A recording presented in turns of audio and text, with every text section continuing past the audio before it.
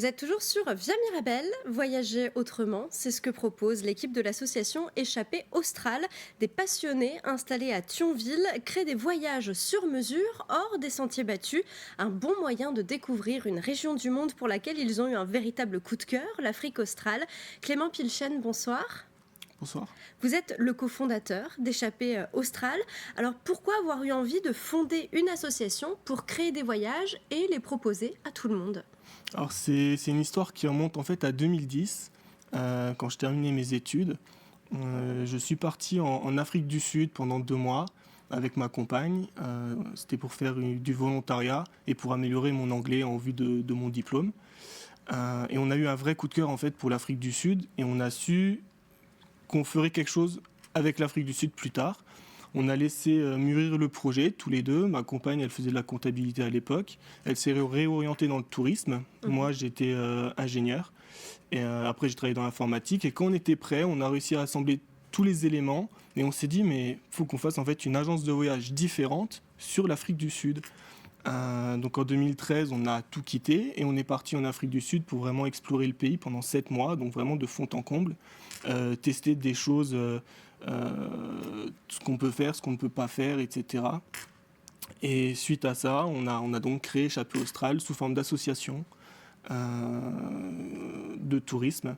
Donc on a fondé ça à La Réunion et depuis 2 ans on est revenu en métropole parce qu'on avait quelques petits soucis par exemple avec le décalage horaire par rapport au métropolitain. On a souhaité revenir ici pour pouvoir se développer un peu plus. Alors tout ce que vous proposez ce sont des circuits finalement que vous proposez à chaque fois. Tout ce que vous proposez qui sont inclus dans ces voyages, vous avez testé, approuvé ? Alors, on va principalement proposer ce qu'on appelle de l'autotour. Donc, ça va être de la location de véhicules, la réservation des hébergements. Ça peut être la réservation des billets d'avion. Ça peut être aussi la réservation des activités si on nous le demande. On peut aussi faire du circuit de groupe, enfin plutôt de petits groupes en fait, si on nous le demande.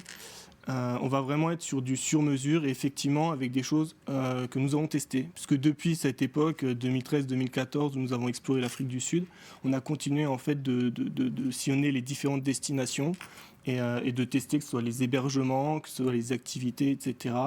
Et de voir aussi tout ce qui touche au domaine de la sécurité, ce que les voyages peuvent faire, ne pas faire, les soucis qu'ils pourraient rencontrer, etc. Alors justement, parlant de sécurité, comme on l'a tous vu ces dernières semaines, certaines régions du monde peuvent être dangereuses. 2 touristes français ont été enlevés au Bénin, puis libérés par les forces spéciales. 2 hommes, Cédric de Pierrepont et Alain Bertoncello, ont d'ailleurs perdu la vie lors de cette opération de sauvetage. Comment est-ce que vous garantissez la sécurité de vos touristes ? Alors, déjà, c'est notre connaissance du terrain qui nous permet de garantir la sécurité. Il y a des endroits où il ne faut pas aller, des endroits où on peut aller sans souci, des endroits où on peut aller avec un guide.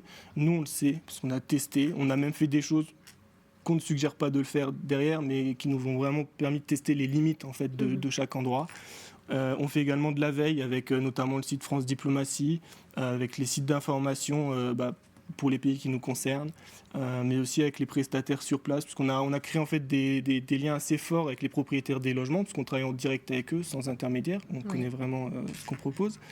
Et ils vont aussi nous alerter sur certaines choses. On a eu le cas, par exemple, pour les Zimbabwe il y a quelques années, où les logements nous expliquaient, il y a eu un renversement du pouvoir, donc ils nous disaient, il y a certains endroits où on ne peut plus aller, d'autres on peut, etc. Donc on est vraiment informés par rapport à tout ça.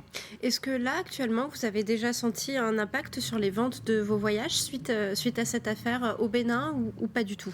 On n'a pas eu de soucis par rapport à cette affaire au Bénin. C'est vrai que le Bénin est très très éloigné au final des destinations que nous proposons. Mais non, pour nous, ça n'a pas eu d'impact par rapport aux voyageurs. Alors, donc vous organisez principalement des voyages en Afrique australe, Afrique du Sud, Botswana, Lesotho, Namibie, Tanzanie, Zanzibar, Zimbabwe, également quelques îles, l'île Maurice, l'île Rodrigue ou encore la Réunion. Pourquoi avoir principalement axé ces voyages, notamment sur le continent africain ? Alors, comme j'ai dit tout à l'heure, on a eu un vrai coup de cœur à la base pour l'Afrique du Sud. Donc ça a été vraiment le point de départ. On a élargi aux pays limitrophes. Donc avec Botswana, Namibie, Zimbabwe, Lesotho et Swaziland. Et par la suite, on a aussi proposé la Tanzanie et Zanzibar. Ça, c'était des demandes en fait de voyageurs. Et par rapport aux îles, La Réunion, Maurice Rodrigue, c'est vrai on a vécu 3 ans à La Réunion. Du coup, on s'est dit on peut l'inclure et puis ça fait partie en fait du même coin. Maurice est à 45 minutes de La Réunion et l'île Rodrigue appartient en fait à la République mauricienne, mais c'est une île qui va être beaucoup plus paradisiaque et moins touristique. Donc en fait, on reste dans la même zone géographique.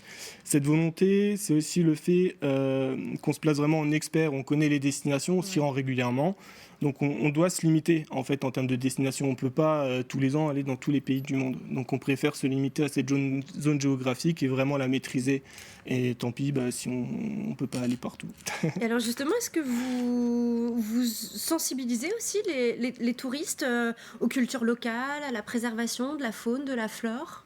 Alors, il y a plusieurs aspects effectivement. Alors tout ce qui touche à la culture locale, on leur explique effectivement que les coutumes sont différentes, que les modes de vie sont différents. On les invite à aller à la rencontre des gens.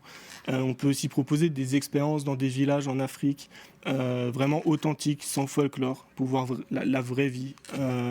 Donc ça, c'est tout ce qui touche autour des gens. Par rapport à tout ce qui est du domaine de la faune et de la flore, l'Afrique du Sud et les pays limitrophes, ça va beaucoup être les interactions avec les animaux qui posent souci. On sensibilise les gens, on leur explique qu'au final c'est pas bien quand on va dans un sanctuaire jouer avec des bébés lions, des choses comme ça. Il y a de fortes chances qu'ils soient destinés en fait à la chasse par la suite, à la chasse en enclos. Les voyageurs ne le savent pas, on leur dit pas.